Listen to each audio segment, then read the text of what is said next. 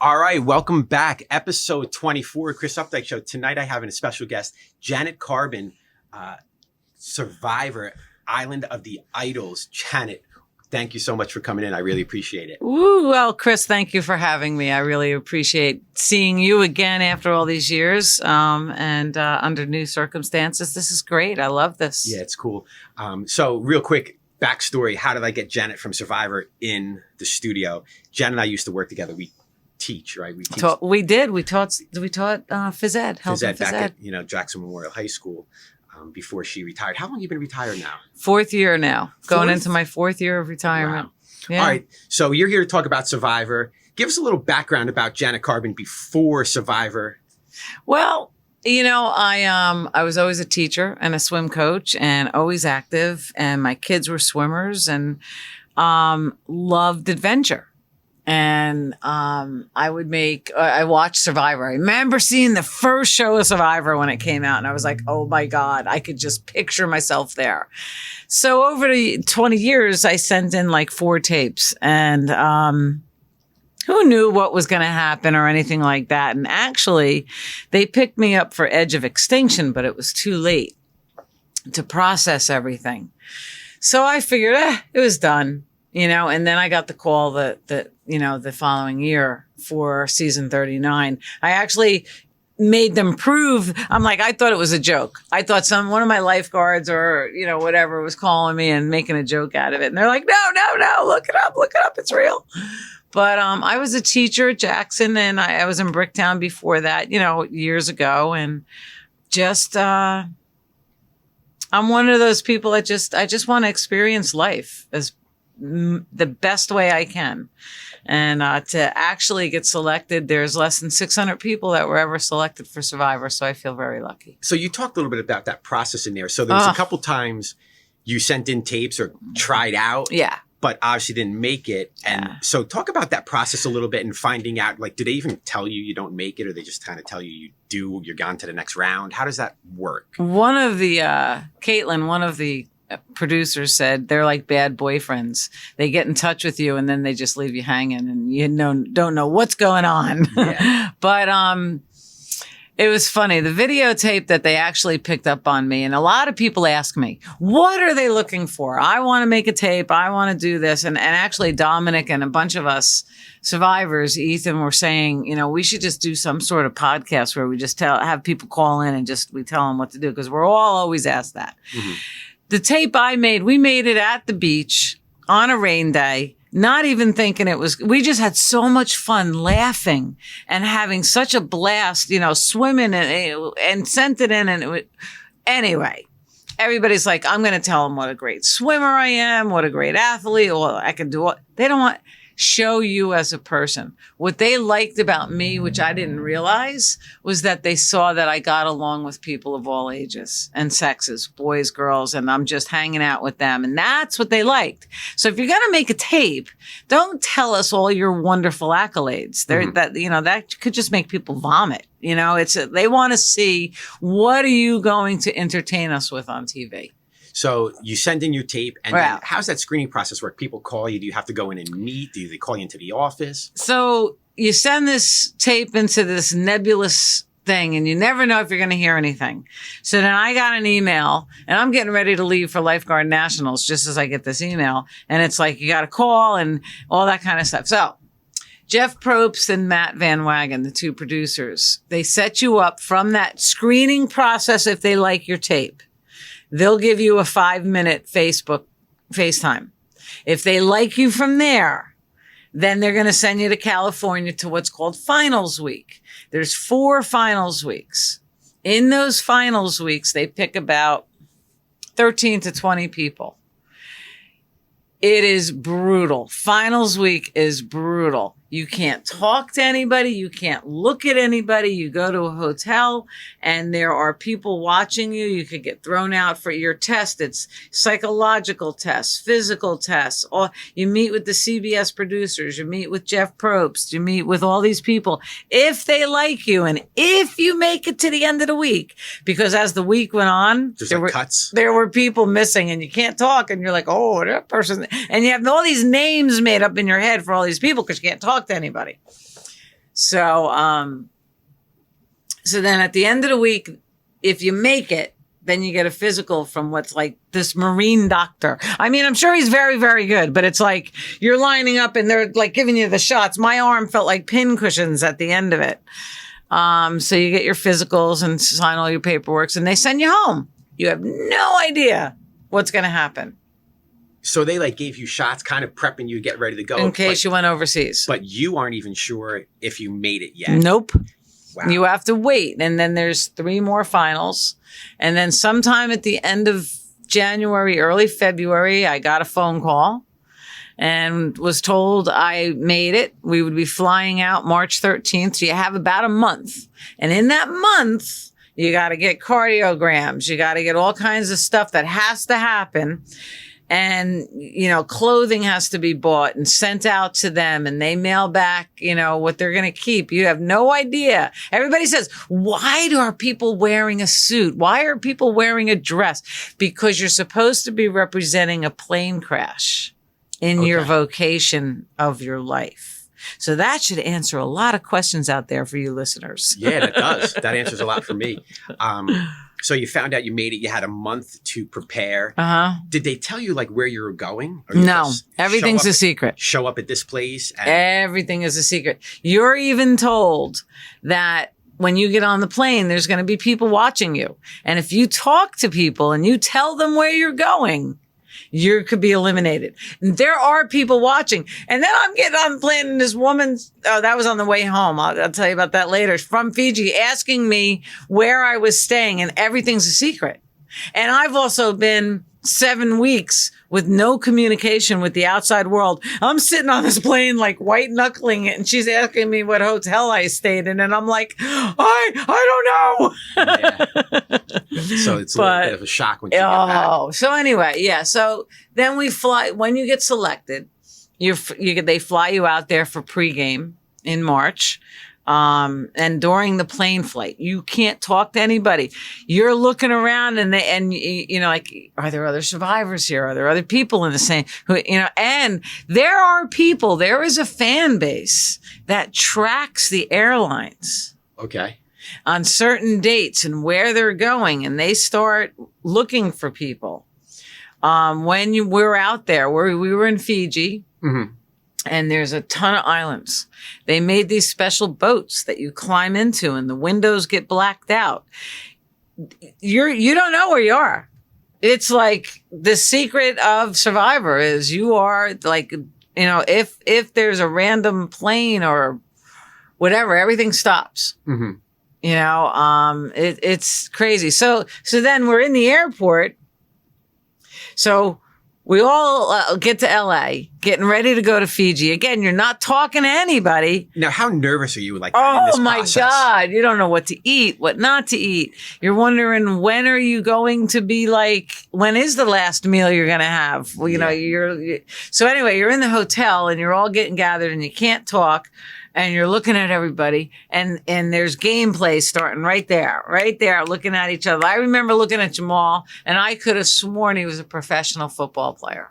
And he said he tried to give that act, you know, of being this big tough guy, you know, and so you're playing the game even though you're not talking. So then pregame is 4 or 5 days of being at the Ponderosa, one of the islands, and you're getting pictures and this, and you still can't talk. You can't move. You can't do anything. It physically hurt to not do anything. Like you couldn't even get in the pool because you couldn't show that you knew how to swim because that's all part of the game. Right.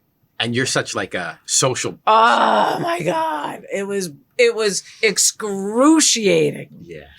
So then all of a sudden you wake up one day and they said, get on the boat. And there you go, off to your island. And how long was the boat ride? Do you remember?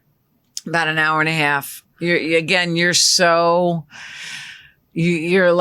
everything's on edge. And then, you know, you see the shots with Jeff Probst in the helicopter. All that stuff's getting set up and filmed. And yeah. So now you get to the island. Correct me if I'm wrong, but yours, they took you out in the boat and you swam to the island? Or did they drop you off on the island? So mad.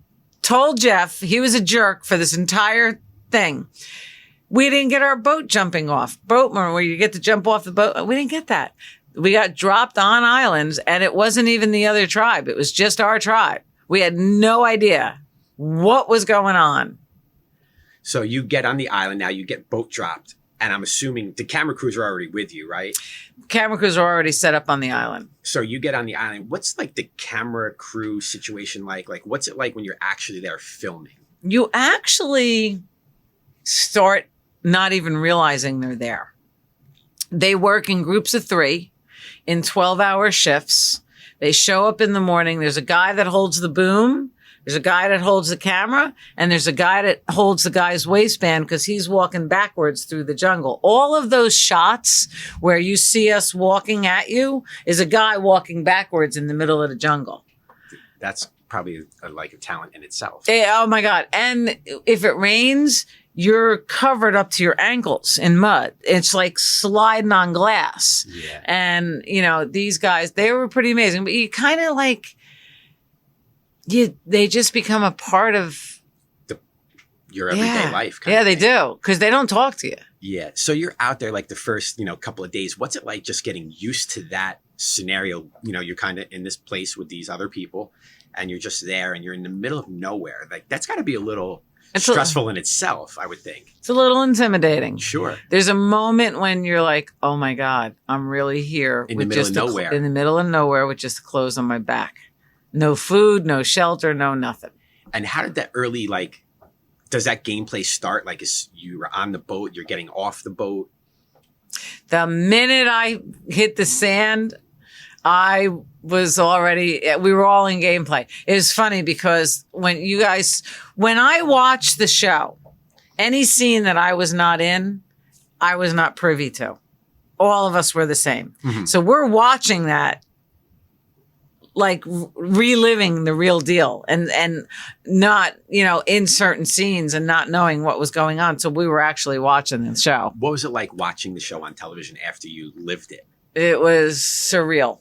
It was, you were going through everything all again. Even now when I watched Winners at War, I was like, that's the breadfruit tree that Tony's talking about. I discovered, by the way. Mm-hmm. And, it's like you're watching right where you were. Do you think they depict your characters or actually your person pretty accurately on TV? Or is there just like a little bit of some creative editing in there, or a little bit of both? You're going to get a big sway of opinions on this. I think they do a pretty good job in capturing the essence of the person. You got to realize tribal councils are like 2 to 4 hours. You're seeing 11 minutes. Yeah. The amount that you see on TV is 42 minutes. It's 3 days worth of filming. Yeah. And there's 5 reward challenges that you never even saw. Really? Yes. We had such a controversial season that they had to edit and cut out. And I rocked on some of those reward challenges. I was like, damn, they didn't get to see that. I was in the water and it was like that. And I was like, they cut it out. Yeah. You talk about being in the water a little bit. You have I'm going to brag about you a little bit. You have a pretty good swim background, right? Like you're a pretty high caliber swimmer in most all of your life. Yeah. So going in, and they had one of the girls on the other side was also like an Olympian, 3-time Olympian. Yeah. So, I mean, that's kind of on purpose, right? I mean, well, it was funny because when they were in my finals week, I said, listen, nobody's going to beat me in the water. And I was going to add, unless you're a competitive swimmer, because then Jeff's like, really? I was like, I'm done. Nobody's going to beat me. He's like, what about a big, strong young guy? Because they asked me, who am I going to hang out with? And I said, the athletic guys. And they're like, really? And I'm like, yeah. I said, there's no sexual tension. There's like, let's go and get this. There's like, we get along great. Yeah, that's kind of your personality. And that's my personality. And just like, okay. So then they knew it. I didn't know it.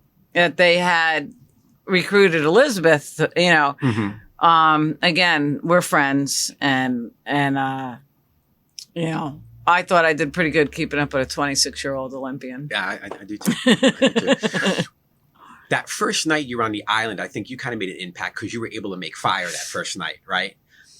So right away, you kind of set a little bit of a tone. Like they're like, oh, this girl can make fire already. We don't even have anything. Now, is that something you like practice before you go? Like you buy equipment and because I saw that on some of your social medias, you're like in the backyard doing some stuff. Yeah. So talk about that a little bit. Like you prepared and I don't know, does everybody do that? Does everybody buy equipment and practice making fire or is that something that the Survivor contestants know they need to do if they're going on the show? Well, if you don't practice making fire, you're foolish if you're going on to Survivor because fire is life in Survivor and you could make it to the fire challenge in the final 4. I needed to go on there and make an impact. Traditionally, in the last 20 years, the first person voted off is the older female. First person off.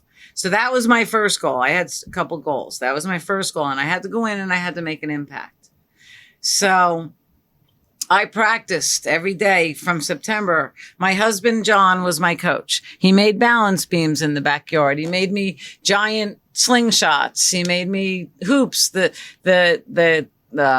grappling hook. I practiced throwing hooks at home. Once again, you got that first try. I stepped into the hero mode. I was really nervous because it was the first challenge.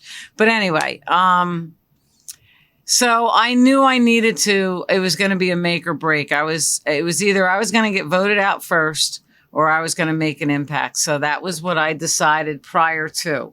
So John and I went and really researched the type of bamboo, how to do it, how to, get the spark. And thank God the Survivor gods were with me and I was able to find the right bamboo and start a fire. Talk about, like you said, that kind of set you up a little bit because you didn't want to be like the older female who always gets traditionally gets voted out first. So you really did have an impact. You made fire first. You threw the grappling hook first try. So everybody's like, oh, Janet can help us a little bit, right? We don't want to vote her out yet. Yes. So talk about kind of how that social dynamic plays kind of like start, middle, end. Well, I have to tell you, people ask me, what is the hardest thing? The hardest thing is the psychological part. Screw the physical part. Because when you go camping or you go out or you do something with people, you spend your day, you set up your camp, you do this, you go fishing, you hang out. Now it's time to crack open a beer and have some marshmallows and s'mores. That doesn't happen on Survivor. Yeah. And, being as old as I was, and Dan, who was my ally, was the only other older people, these kids in their 20s want to stay up and talk. And we're like holding my eyeballs open with my hands going, can't we just go to bed? Like, this is late for me. So Dan and I actually came up with a system of how to try and get the kids to go to bed. You're still trying to put the kids to bed on Survivor Island. Because who's scheming? Who's going and getting water and scheming and making new alliances? So there's no psychological letdown. That's what the point I was getting to. Was it hard to sleep on the island? I imagine like things crawling on you and you're not sleeping. The bamboo is brutal. I could not sleep on the bamboo. There were a couple other people. So I put my Tom Sawyer on and I looked at this ramp going down to the beach. And I was like, look at the tree. And so Dan and I made a beach hut. Everybody was laughing. No, it had never been done before. In the rain, it was the driest 2.5 square feet on the ground. Yeah. You saw all these people trying to climb in there and stay there. So we built 3 more. So, where was I going with this? Getting the kids to bed. Oh yeah. So sleeping in the middle of the jungle. So the bugs were brutal. When you see everybody all wrapped up, soon as the sun goes down, these no-see-ums bugs and all that come out, and they will get any exposed skin. That's why you see everybody all wrapped up. But so I would sleep on the sand rather than the bamboo. And it was really funny this one night. I know I'm all scattered, but this was funny. We were all asleep I slept on the bamboo this one night because it was raining. And Lauren's laying next to me and Kelly, and all of a sudden you hear this, shh, shh. She's like, Janet, what was that? I was like, nothing, Lauren. And I know damn well it was a rat. And I'm like, nothing, Lauren, it's fine. And it's pitch black. And all of a sudden you feel this running across and it must have gone into her hair. And she's like, it's in I'm like, no, it's not. And I move it. And she was hysterical. Yeah. She goes, you lied to me. And we had mouse poop in our rice and mold in our rice, but you could just kind of eat around it. Yeah. When you're doing like the physical challenges, how physical are they? Because when you're watching it, it's like, it's got to be kind of heavy, but you're not really sure. Or that's got to be horrible to stand on a pole for 35 minutes. So talk about the challenge piece a little bit, and then I'm going to lead you into like winning and losing. Okay. Challenges, you got to remember you haven't eaten, you're starving, you're not sleeping, and you're playing this intense game constantly. Now you're being asked to go into 110-degree heat and do whatever. The sand caterpillar challenge I thought I was going to die. I literally thought my shoulders were going to blow out of my shoulder joints and I was literally going to die. I didn't think I was going to finish it. And I heard Jack. That was another thing you didn't hear highlighted. Jack was the youngest survivor. He had the curly hair. Jack and I were probably one of the tightest alliances, and they never showed it because it was neat because he was the youngest and I was the oldest, and we were very, very bonded. But the challenges. I remember sitting at home watching them, going, "Oh, I could do that. That would be so much." Well, try it after you haven't eaten for a week and slept and all that. It was hot. The one that I almost cut my toe off on wasn't a hard challenge, but my neck hurt. I moved my neck slightly. It was where we had to hold the ball. And I moved. My neck was hurting. Think about when you're standing like that. And I moved my neck a little bit. That's what did it. That's why I fell. Slight things. And Jeff lied to us. Jamal always fought with him. Come on, Jeff, you didn't tell us this. Like the ladder challenge. He says, oh yeah, you're going to untie it from the bottom and it's going to float and you can push it. The damn thing was 300-400 pounds. And we were like dying. I'm like, yeah. And then when you like have like the reward challenge for the group, or you're so close to winning an individual immunity, what's that kind of feeling like? Well, it's also a social game. Whether you're throwing a challenge, whether you're not, what's your motivation? Are you trying to win a challenge? I knew for me, when we got to certain challenges where we were in the individual portion, if I wasn't going to win the challenge, I wasn't going to push it to where I injured myself. I was just going to be respectable. And I did that a few times. There were 2 challenges that were mine to win, and it just pissed me off that I didn't win. One was the one Nora won with the round. The ball. I had that down, and I couldn't hear. And anyway, I took a misstep. Do they ever let you practice a little bit, or is it Well, that's part of the problem. He let Nora practice a lot longer, and I had been doing it for like 5 minutes before it even started, and my arms were like shot, and I was like, but anyway. Yeah, that's all right. But the challenges are hard. They're harder than what you realize. Yeah, because it's so hot. You're so dehydrated. You haven't eaten or slept in days, so it's different. Yeah. When you're kind of like getting halfway through the show, is there a point where you're like, I have a real shot of winning this? And what's that kind of like in your head? Because the whole game, the whole time you're out on the island, it's just a big mind curse, right? Like, oh my just gosh. Yeah, you have to have benchmarks. We had benchmarks: making the swap, making the merge, making the family visit, making it to different things. They were the benchmarks. To win, like when we won our first challenge, when Vokai won the very first, that's when it hit me. When we were standing there jumping up and down, cheering, that I was like, I'm really here. This is really happening. Yeah. And the elation that I felt at that time was just unbelievable. Unbelievable. When you do certain things in the challenges that, you're really proud of or not proud of or nervous, it's a incredible feeling. And there's like 150 to 200 cameras there. You don't even realize it. Is that nerve-wracking in itself? Like the first time I saw it, then you're just like, So there's a point in like, you're like, wow, I really have a shot at winning this. Oh, that's what it was. Yeah. When I got down to, I wouldn't allow myself to believe. I kept just focusing on the benchmarks. When I found my second immunity idol, I allowed myself. At that point, I knew I had all the jury votes. I knew I could win. I knew if something bizarre did not happen, I was going to win. I was going to be the sole survivor. Yeah.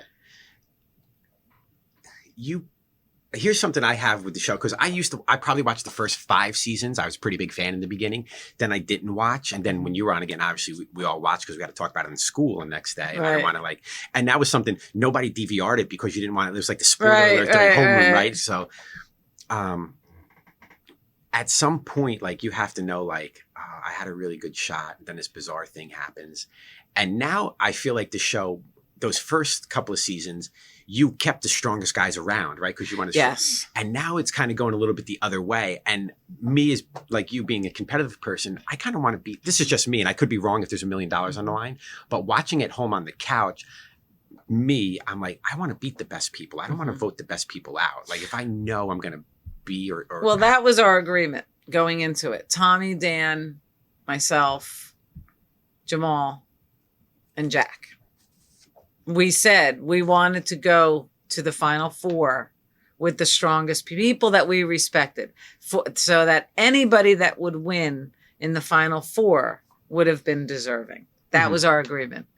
My failing was believing Tommy would hold to that. How did you feel about that when it happened? Because he was the one who. Yeah. But you have to trust people on the show. You have to trust people. But you don't know until. And that was what happens. We constantly talked about. And I got news for you. Had Dan not been removed at 6, I would have been fine. And I'll tell you why. Dean already had the nullifier in his pocket. We as a tribe had decided they were trying to backdoor me going into the next. I obviously wasn't supposed to know that. We had said we were going to put all the votes on Dean because he had Jamal's advantage, which he thought was real. We all thought it was real.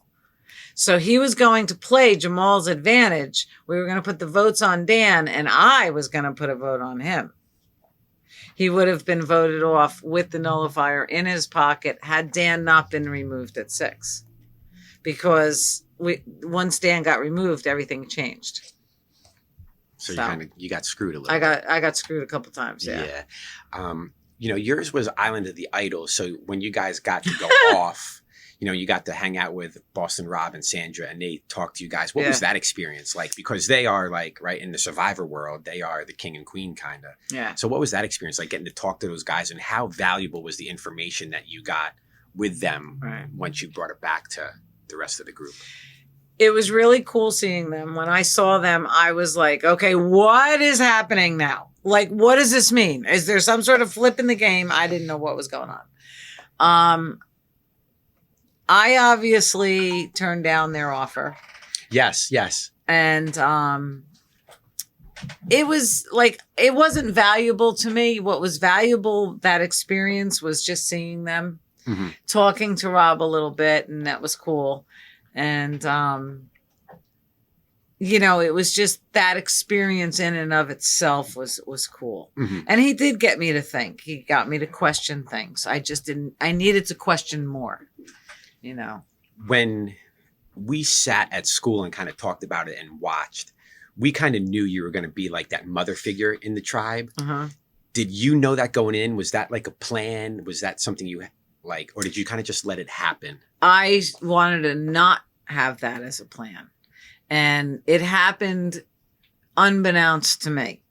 But I also had it wasn't like this nurturing mother. It was more like the tattoo, let's go out and raise some hell kind of mother. So it was kind of fun that way. But, I didn't want to be the leader. I didn't want to come in and take charge. Which is surprising for me. And it's different for me watching, because I know your personality, right? Kind of outside of the show. Not that I'm saying you were different. I was, yeah. But you were, because you kind of don't hold back, right? Yeah, and I held back. And I'm going to be honest with you. The thing I was in school, I said, I can't believe how quiet she's being. I don't know. I can't believe she bit her tongue. And I could see a couple times where you're like, right? Yeah. But how hard was that for you to do? It's hard to do because you have to really you have to think 3 steps down the line what the ramifications are. And and as a teacher and a lifeguard and somebody that works with people, the biggest advantage was watching the physical reactions of people because that said more than their words. Yeah, you're like reading body language a little bit and stuff. Yeah. So it's over. You're off the island, right? So you get voted off and you leave the island. Now you go back to that Ponderosa. Is that what you Ponderosa. do? So is that like super strange now? Like you're in a hotel room, you're getting like room service? Very weird. We get on the boat you get voted off and then you meet with the producers and Dr. Joe and they do an evaluation and all that kind of stuff. And when you get on the boat, Jimmy is, what kind of food do you want? They have all kinds of food ordered for you. Oh my goodness. For when you get off. I had to talk myself into sleeping in my cabin. They brought me to my cabin, and I don't know if you saw any of those scenes, the My Ponderosa. I didn't see any of that. You need to go to CBS All Access and look at My Ponderosa. You'll see all of the different people's time on Ponderosa and how they interact with it's really good. And there's a secret scene on there with me spearing a fish. I was the first female to spear a fish. That's cool. And it was pretty cool. But I had to talk myself into sleeping inside. It was quiet. It was clean. For a half hour, I was hyperventilating outside going, I can do this. I can go inside and sleep in a bed. So you actually had a problem just going inside to like sleep. Having a roof. In a normal. Did you enjoy that a little bit, just being outside, sleeping outside kind of thing? One of the best nights I had was when I was excommunicated from the tribe and I was sleeping on a hole on the beach. I loved it. Yeah. I loved it. By the second, I was like, I love this. And then I was like, all right, I got to get back in the game. I got to change my mode. I got to get some strategy together. Yeah. I was like, but this is really nice out here. Yeah, in the middle of nowhere. So what else kind of was going through your mind when you were going like, I don't want to go in the cabin? Like you're getting regular food again. And you're taking a shower. Oh, the shower took forever to get clean. I didn't think I'd ever have clean fingers or toes again. And then you can't eat a lot. You're messed up for a long time, several months. Really? And, and that was the whole thing. Like when we won the food reward on the family visit, you have all this stuff and people are like, oh, here's beers and here's this. You don't want that. You want to eat the protein and have the stuff that's not going to fill you up as much. Yeah. Like the bread is going to fill you up too much. So it's not going to be good later on. Right? Oh, no, you're going to the bathroom all night. Oh, that's no good. So you do that, you get voted off, you're back at Ponderosa. And now what's the time frame between you going at Ponderosa to the actual, did they do a live filming for your finale? They did not. We were the first one that did not do a live filming. Right. So we go to Ponderosa and then I was only there for 2 nights. And then they fly us out. And I'll never forget this. I can still feel the panic. We land in the Fiji airport. They hand us our phones back. Now, we hadn't had a phone in our hand or newspaper or anything in weeks. I'm standing there looking at this phone. We're all standing there. I didn't even know how to turn it on. I was like, oh my God. Then I'm doing the customs thing on the screen. And the last question should have been answered like yes. And I answered no. And it threw me into the other line. And I was having there had to be the plane is full of producers and everything. And I think one of the guys knew I was having an absolute meltdown. He's like, it's okay. It's okay. Oh, wow. So talk about being in that actual like finale, like you're kind of on that set, you're filming. Now everybody's there after you kind of got, Well, it's almost, we come home May of that year. We fly, filming's in March. We come home in May. All that last summer, we can't talk about it. Wow. Yeah. We have to keep our mouths shut. Oh my goodness. Yeah. After you were done and you kind of were off the island, did you have some like aches, pains? Like you didn't wear shoes? Like, did you wear shoes for like a month? No, I didn't wear shoes. That was the thing that was messed up the most. Aaron and I talked about this. We were so afraid of being on the island and being injured because he's a weightlifter and he hurts his lower back. When we were on the island, we were fine. The minute we got off the island, all these aches and pains started. But yeah, my feet were cut up really bad. They're literally cut. Literally blood. Like Dr. Joe would make casts out of Band-Aids for me. You know, like he would just, I don't know how he did it, but. And after you get off, is there some like medical things you have to do? Mm-hmm. Like, are you getting shots again? Are they checking you for parasite? Like, you get home, we were all checked for parasites. They provide counseling for a year or so afterwards, because the PTSD is brutal. It's brutal. Talk about that a little bit. It's they'll never forget the first day that I was home, and I was standing by my sliding glass doors. It started pouring, and this is in Florida. John told me, my husband said, okay, you can come in this room now. He said, I stood there just staring out, because that's what we used to do. If it started raining, we'd all run. Just hide whatever you can. We went on camera in our underwear because we buried our clothes. It was more important. You'd go on camera naked if you could have warm clothes at night.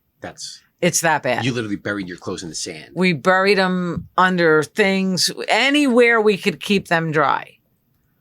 But yeah, so we get home, and it's then the show starts airing in September, and it's hard because now all of a sudden, you know, things that I knew, and I knew people were going to think I was going to win the show, and I knew what happens. And it's like the whole time you're keeping your mouth shut. Yeah. But there's a lot of really, really good things that have happened, you know. Yeah. So. Was there any like really good moments you think that weren't shown on the air, that some of the things they missed? So many, because you can't. There's so much. Is there any that come to like top of your head right away? Oh my God. When Nora came back from Island of the Idols, and they showed a little bit of it where she was practicing we were blindfolded and she was practicing guiding us.